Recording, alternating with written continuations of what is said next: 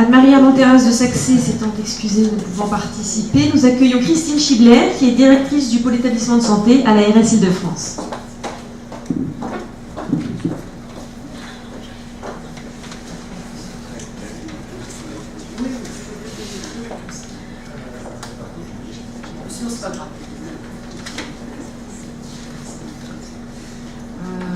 Bonjour à tout le monde, je suis ravie d'être avec vous puisque on travaille beaucoup sur la chirurgie en Île-de-France. Chaque année on a nos sujets. On a été amené l'année dernière à avoir une campagne de renouvellement d'autorisation très importante sur la région. Donc ça nous a permis de diagnostiquer un certain nombre de situations fragiles et aussi de faire avancer certaines situations. On se rend compte que c'est extrêmement compliqué puisque il y a énormément de réticence à faire évoluer les organisations. Et on est encore, par rapport justement à l'évolution vers les GHT, dans un paradigme qui est un paradigme mon établissement, mes disciplines, mon hôpital. Et on est encore très très loin dans les mentalités d'un paradigme, la responsabilité sur un territoire avec un certain nombre d'opérateurs, avec les autres opérateurs, dans une chirurgie qui serait totalement intégrée dans un parcours. Donc c'est vrai qu'en Île-de-France, on travaille, donc on a beaucoup travaillé sur le passage en ambulatoire, donc ça vous le savez, on continue ces travaux-là. On a beaucoup travaillé donc, sur essayer de faire poindre du doigt aux équipes, aux chirurgiens, donc certaines fragilités. Et aujourd'hui, on prépare le plan régional de santé, donc on continue à travailler pour avoir une dynamique qui permette d'améliorer les choses, et je vais essayer d'expliquer pourquoi et quels sont les enjeux qui sont portés par cette recherche.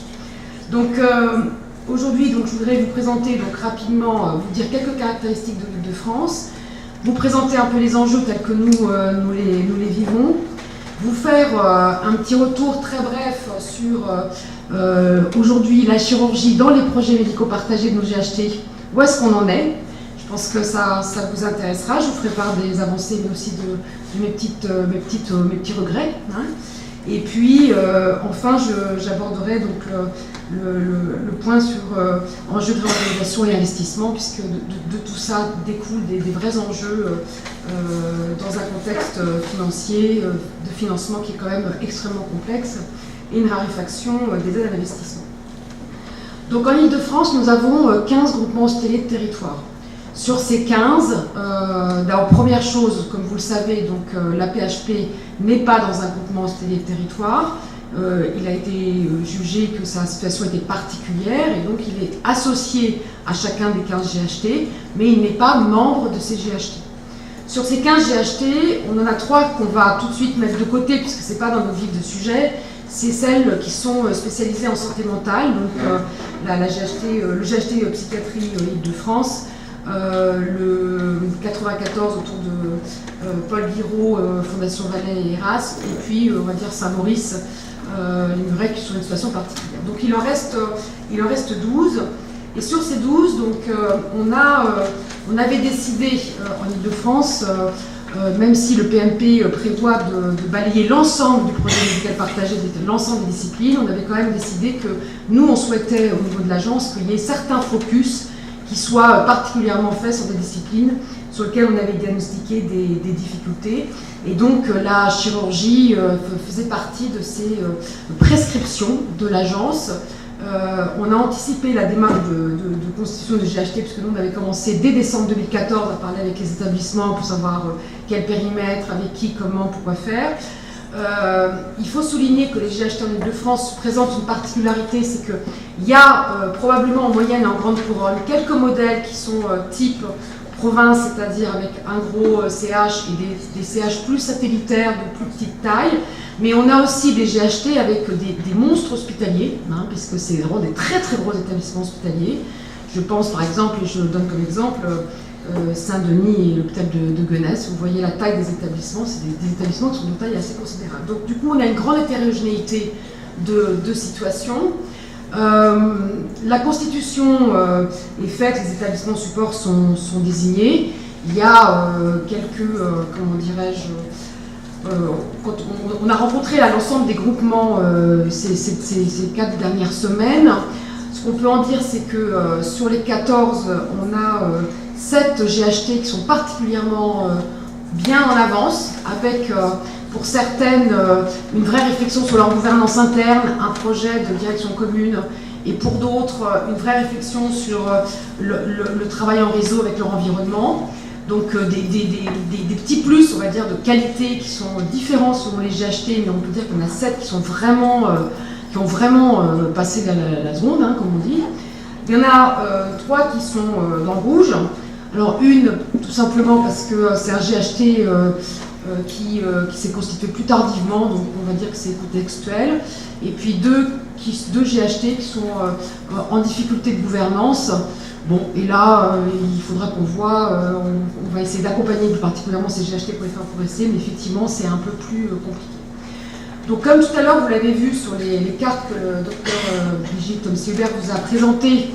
Donc, en Ile-de-France, on a 155 sites de chirurgie, avec une très grande hétérogénéité, une activité de chirurgie qui est très centrée sur sur Paris, la petite couronne, et puis une grande couronne beaucoup plus, comment dirais-je, hétérogène, avec un certain nombre de petits blocs, de blocs à faible activité, et on va dire une atomisation assez forte des acteurs, ce qui pour nous représente un enjeu. Dans un contexte où on avait fait un petit travail entre 2012 et 2015, on avait regardé quelles étaient les croissances d'activité ou les baisses d'activité selon la typologie des établissements.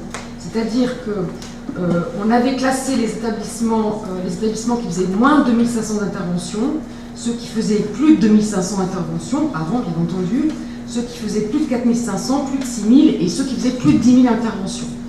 Et ce qui est intéressant à regarder, on avait fait déjà le travail sur la période 2011-2014, on avait les mêmes résultats, simplement ça s'est bien aggravé sur cette période 2012-2015, et j'ai demandé à ce qu'on actualise ces courbes. Je suis persuadée que la courbe va continuer à être de type Gauss. Les établissements qui font moins de 2500 d'interventions, entre 2012 et 2015 en Ile-de-France, ont perdu 10% de leur activité. 10% de leur activité. A l'inverse, ceux qui ont plus de 10 000 interventions par an, il n'y en a pas 50, la Pitié, l'hôpital privé d'Antony, pour ceux qui viennent à l'esprit comme ça, donc il n'y en a pas 50, plus 18% d'activité.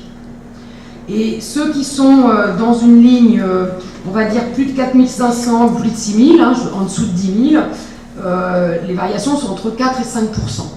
Ceux qui font 2500 à 4500, moins 3% d'activité. Donc la première chose, ce matin je faisais une intervention à la commission spécialisée de l'offre de soins de la CRSA Île-de-France.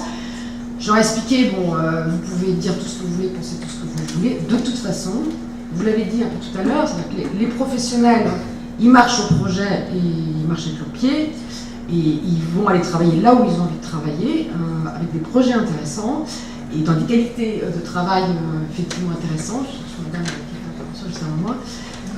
Et puis les patients, en plus des patients connectés, donc c'est vrai qu'on n'a pas beaucoup d'indicateurs et qu'on pourrait le regretter, et que nous on regrette quelquefois qu'il n'y ait pas plus c'est dommage qu'Anne-Marie ne soit pas là, mais justement qu'il y ait plus de connexion entre les résultats HAS, les indicateurs qualité et les autorisations. Aujourd'hui vous savez que c'est un peu déconnecté. Mais néanmoins les patients dans le cadre des réseaux sociaux, échangent de l'information.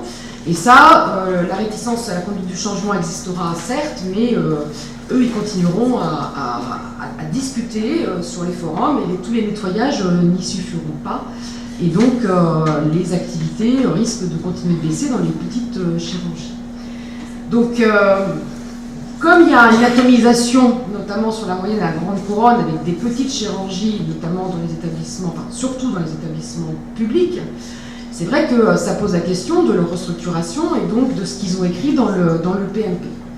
Alors nous, on a diagnostiqué le fait qu'il nous paraissait important, donc on explique ça aux établissements depuis déjà plusieurs années, donc d'envisager des mutualisations de plateaux techniques, des réorganisations de prise en charge, des équipes de territoire, une territorialisation de la permanence des soins, une gradation des prises en charge selon le degré de technicité. Donc, tout ça, c'est des choses que nous expliquons, que nous racontons, quelquefois couplées à des analyses d'événements désirables graves, donc des enjeux de sécurité. Alors, qu'en est-il des projets médicaux partagés et de ce que jusqu'à aujourd'hui on nous a raconté? Donc, vous savez que les GHT devaient nous donner une première version de filière, on va dire, il y a un an, une version un peu plus complétée sur voilà, leurs avancées, les objectifs qu'ils mettaient donc en janvier, et on va avoir un projet médical partagé pendant l'été. Ceci dit, comme je le disais tout à l'heure, comme on a réuni l'ensemble des GHT, enfin chacune des GHT séparément dans les 5 dernières semaines, on a pu regarder un peu ce qu'il y avait dans les parties chirurgie des projets médicaux partagés. Alors d'abord, à ce jour, donc, comme je le disais, donc, il y a 12 GHT qui sont non psy, donc qui ont de la chirurgie, et sur les 12, il y en a 10 qui se sont intéressés à la chirurgie. Il faudrait que je regarde d'ailleurs, parce que je n'ai pas en tête, effectivement, quels sont les deux bougres qui ne se sont pas intéressés à cette question pourtant fondamentale. Alors, qu'est-ce qu'ils ont écrit? Ils ont écrit transfert de patients, c'est-à-dire chirurgie du cancer, éventuellement, effectivement, ils s'organisent pour que les patients, quand ils peuvent avoir accès à une offre sur leur territoire d'habitation, ils peuvent s'organiser pour faire en sorte que les patients aillent se faire opérer, là il y a une autorisation, voilà. Ils envisagent de spécialiser un peu leur site, je dis un peu, voilà, de développer l'activité de chirurgie bariatrique. Alors là, ça on arrive de la tarte à la crème. Ça, c'est un engouement absolument incroyable. C'est un truc qui nous a beaucoup agacé avec Brigitte Homsé-Hubert, parce que le mot, c'est le développement de la chirurgie bariatrique, et surtout les plus mauvais, les plus petits, les plus faibles. Bon, je veux dire, ça fait quand même vachement peur. Moi, ça va peut-être pas m'arriver tout de suite, mais quand même, je veux dire, c'est plutôt une question, et on est plutôt en train de réfléchir sérieusement à cette question dans le cadre du PRS, parce qu'on voit bien que ça ne peut pas continuer comme ça. Et en tout cas, c'est vrai que j'aurais préféré ne pas retrouver si souvent cette question dans les PMP, et qu'on parle de choses un peu plus sérieuses. Des temps partagés de praticiens, mais beaucoup plus rarement des équipes territoriales. Donc ça, c'est intéressant, hein, donc des consultations avancées, ça c'est essentiellement ça. Ou l'accès, bien entendu, à des blocs avec une autorisation de chirurgie des cancers, le cas échéant. Un truc très intéressant, ça c'est bien, et puis c'est très pratique, très pragmatique. Il y a quand même un certain nombre de projets médicaux qui comprennent un volet harmonisation des protocoles et formation pour l'ambulatoire. Donc ça, on peut s'en féliciter, parce que ça, c'est un truc, c'est pas du blabla. Et si vraiment les équipes le font, je veux dire, je pense que c'est un plus pour la lisibilité, pour la transformation des métiers à l'hôpital. Voilà. Donc mise en place de consultations avancées aussi. Alors, ce qui est frappant finalement dans tout ça, moi ce qui me frappe, c'est que je trouve quand même, alors je mets une petite nuance, hein, puisque tout à l'heure je vous ai dit que les GHT étaient très contrastés entre les GHT avec des gros et des GHT avec un gros et des plus petits.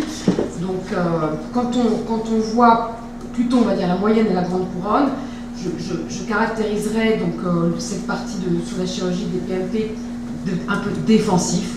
C'est pas très volontaire, et donc c'est peut-être pas très réaliste aussi, hein, puisque c'est atomisé. Et le plan qui est proposé est tellement, comment dirais-je, peu ambitieux qu'il a peu de chances de réussir, et il est insuffisamment. Et donc, qu'est-ce qu'il n'y a pas dans tout ça, dans tous ces PMP?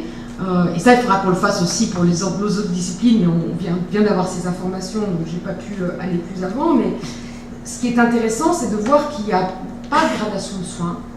Voilà, pas ou peu. Hein. Quand je dis pas, c'est bien sûr, il y en a toujours un petit peu, hein, mais pas suffisamment. Il n'y a pas de réflexion sur l'accès aux nouvelles technologies ou aux équipements coûteux. Donc c'est quelque chose de particulièrement important. Alors, vous savez, on est en train d'écrire le PRS, et puis on travaille sur les PMP. Donc tout le monde nous disait, la FHF en premier, oulala, ça va se choquer, comment vous allez faire entre les projets médicaux partagés qui seraient contraires au PRS. Ben, je rassure tout le monde, il n'y a aucun regroupement d'activités qui est prévu, et pourtant on avait déjà fait le job il y a un an et demi, puisqu'on avait dit à un certain nombre d'établissements, on l'a écrit dans nos arrêtés, vous devez vous regrouper, vous devez organiser une gradation, etc. etc. Bon, ben, il n'y en a pas un qui a pris le travail au corps. Et bien entendu, il y a absolument zéro travail sur l'efficience. Donc, bon, ben voilà, on va avoir beaucoup de choses à discuter.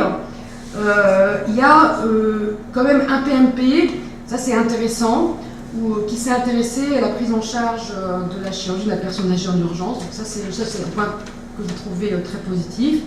On essaiera dans le cadre des rencontres régionales de faire parler ces gens-là pour qu'ils montrent un petit peu ce qui a été fait.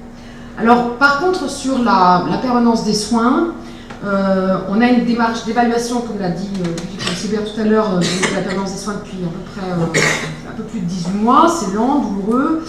Néanmoins, on avait demandé à chacun des GHT de rationaliser sa permanence des soins, c'est-à-dire effectivement que on a des sites comme par exemple, j'ai en tête Montmartre-la-Vallée qui travaille en alternance sur la permanence des soins depuis le début de la PDSES.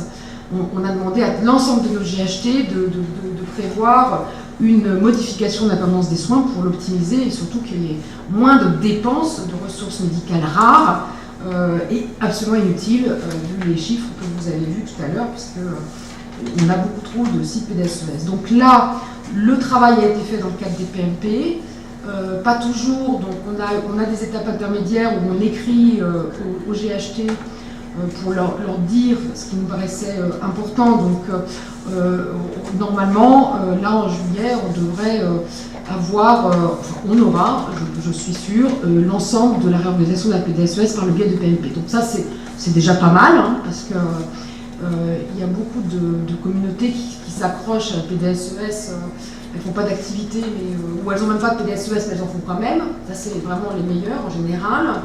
Et on peut s'inquiéter de la sécurité dans ces interventions. Donc on a bien sûr demandé aux établissements, on a continué à demander de consolider les équipes médicales, hein, ça c'est vraiment important, de développer des sites ambulatoires, de concentrer des activités de faible volume, ce que je disais à l'instant, en insistant sur les risques, c'est-à-dire le manque d'attractivité, l'absence de taille critique. Et là, j'arrive à la question de l'investissement. C'est-à-dire que ces dernières années, alors je n'ai pas le chiffre en tête, mais on a une décroissance très importante du niveau d'investissement en Île-de-France. Bon, je ne sais pas dans les autres régions comment ça se passe, mais en tout cas, nous, en Île-de-France, on a moins d'investissement, on a une contraction des financements. Et c'est vrai qu'aujourd'hui, on a des générations de blocs qui sont d'un moment, ils ne sont pas partout neufs. Et donc, à un moment donné, il va falloir les refaire. Et les refaire, ça sera forcément des blocs avec des conceptions tout à fait différentes de ce qu'on a connu par le passé. Et là, se posera le problème de la taille critique. Si on n'a pas une taille critique suffisante, eh ben, on ne pourra pas faire ces blocs. Or, en fait, il faut quand même qu'on les fasse. Et puis, je trouve aussi que dans la conception même du sujet, alors c'est peut-être parce qu'on n'a pas fait la bonne pédagogie, hein, et puis nous-mêmes, au niveau de l'agence, on a des progrès à faire, mais il n'y a pas cette notion de parcours. C'est-à-dire que la chirurgie est toujours vue comme une discipline, ce qu'elle est, mais néanmoins, on voit bien avec l'augmentation de la chirurgie lourde en ambulatoire que le parcours, la prise en charge avant et après est absolument fondamental. Donc voilà, alors je regarde mes notes pour voir si j'ai rien oublié de capital, mais je ne crois pas. Voilà ce que je voulais vous dire. Merci. Merci beaucoup.